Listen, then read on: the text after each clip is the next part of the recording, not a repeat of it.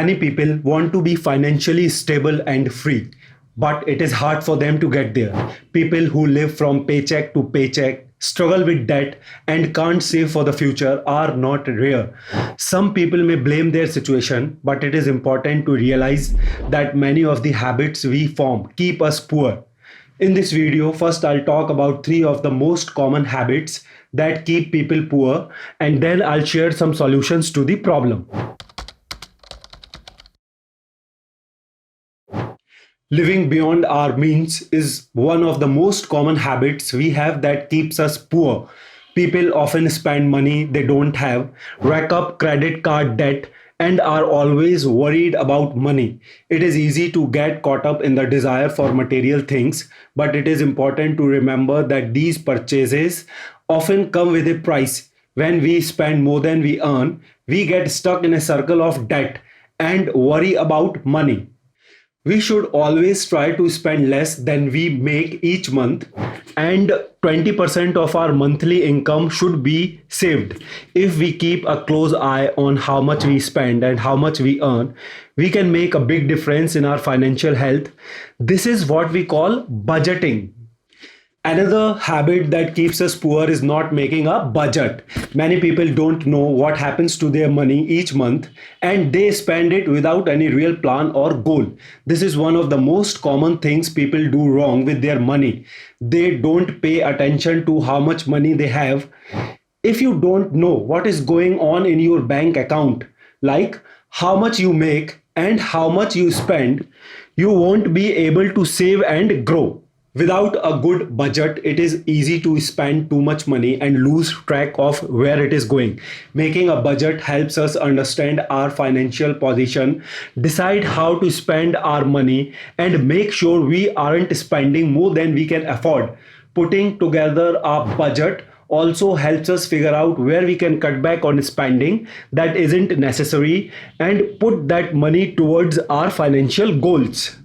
We can make a big difference in our earnings by making small changes to how we spend. For example, instead of always going out for a cup of coffee or a meal, we can make them at home for much less money. This doesn't mean we can't treat ourselves once in a while, but it does mean we should stay within our limits. Even if we already have a few pairs of sneakers at home, ads for sneakers on our social media feeds make us want to buy more. Even if we already have a good phone, the release of a new model may make us want to switch to the latest one. We may already have enough cookies for a month at home, but the next time we go grocery shopping, we buy 2 or 3 more packs without thinking. All of this might not seem like a big deal now, but in the long run, it could mess up our budget and keep us from meeting our financial goals. Instant gratification is another word for our tendency to buy things we don't need just to feel good about ourselves. Companies, especially online sellers, come up with new ways to get us to spend more every day. For example, they send us reminder emails, offer us discounts, and make it easier than ever to make a purchase. If we don't stop ourselves from falling for their tricks, it could easily ruin our budget and make it hard for us to reach our financial goals, which are more crucial for us in the long run.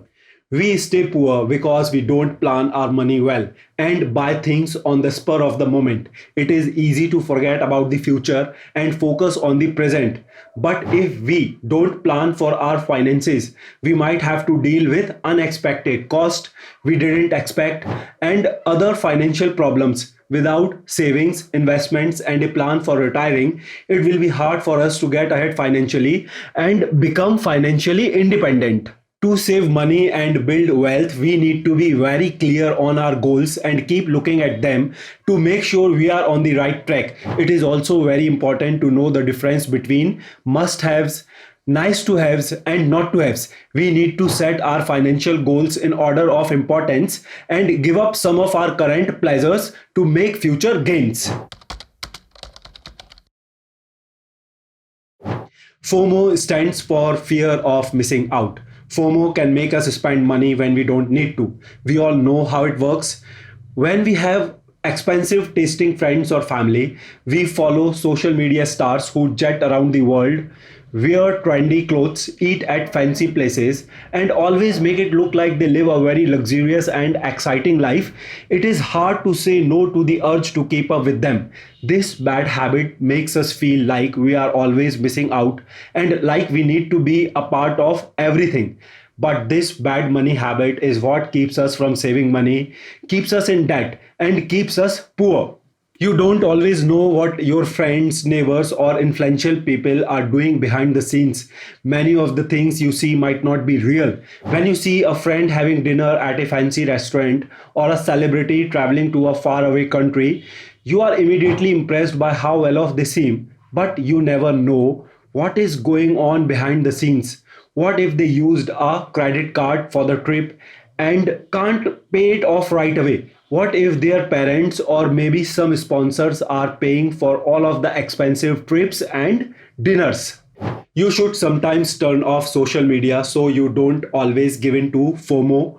If you have friends or family who always want to go to fancy parties or on trips that you can't afford, it is okay to tell them no. You have no reason to feel bad about it. Also, stop making it easy for people on social media to influence you. Many of us are susceptible to peer pressure and let our emotions guide our financial decisions. But it is crucial to adopt a logical mindset when dealing with money because thorough analysis is necessary before making any decisions. It is important to understand the risk associated with any expenditure we make.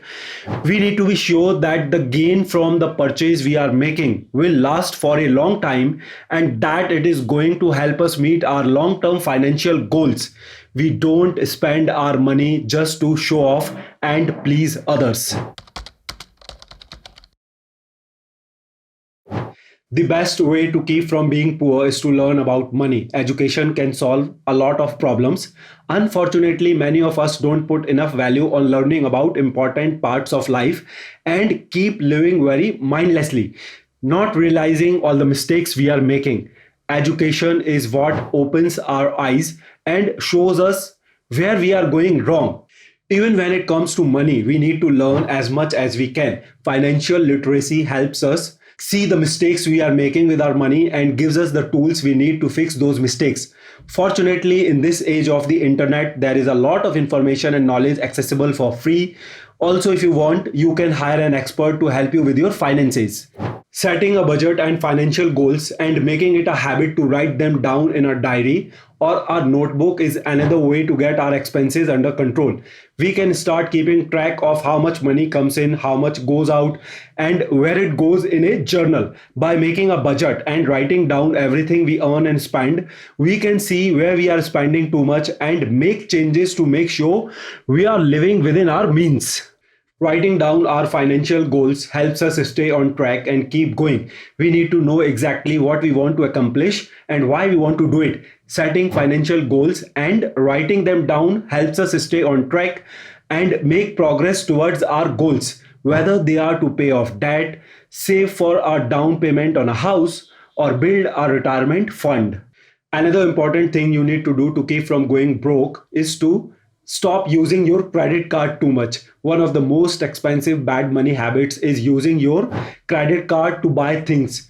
Big interest rates make it nearly impossible to pay off debt, and big credit card balances hurt our credit score. So, either don't use your credit card or make it a habit to pay off the whole amount every month to avoid fines and bad credit scores.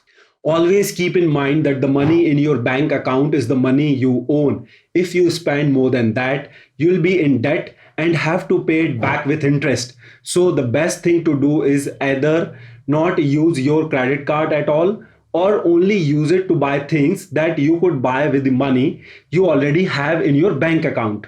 Having a career plan is another way to keep from going broke. If you really want to pull yourself out of being poor, saving and spending alone won't be enough. You need to come up with new ways to make more money. You cannot just sit complacently and do one job. Use your network to find better paying jobs, learn new skills to excel in your position, explore side projects, freelance, use your free time, evenings, and weekends to build a passive source of income. Do everything within your capacity to make the best use of your time and multiply your income. Unfortunately, many of us have bad money habits that keep us living in poverty because we don't educate ourselves on how finances work and because we act on impulse. We don't realize that the decisions we make today without thinking about them will have long term effects on our lives.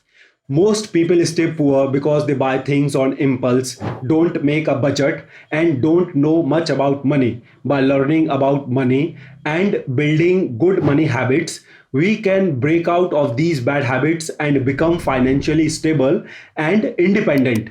Learning about money and controlling our emotions well will help us handle our money well, plan for the future, and avoid the common mistakes that keep us poor.